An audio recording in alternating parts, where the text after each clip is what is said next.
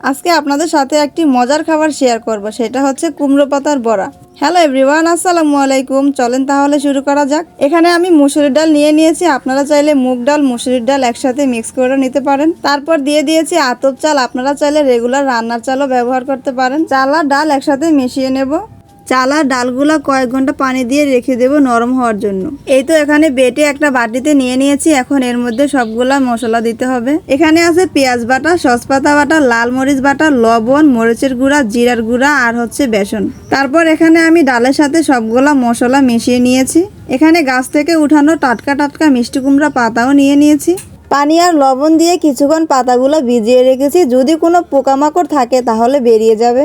কিছুক্ষণ পর নর্মাল পানি দিয়ে পাতাগুলো আবার পরিষ্কার করে নিয়েছি।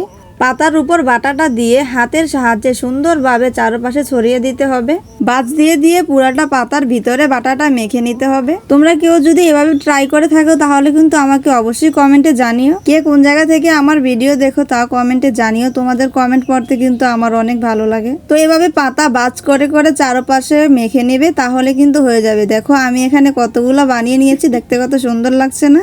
সবগুলো তো বানানো হয়ে গেছে। এখন তো এগুলাকে ভাজতে হবে, তার জন্য এখানে তেল দিয়ে দিয়েছি। তেলটা গরম হলে দিয়ে দিব।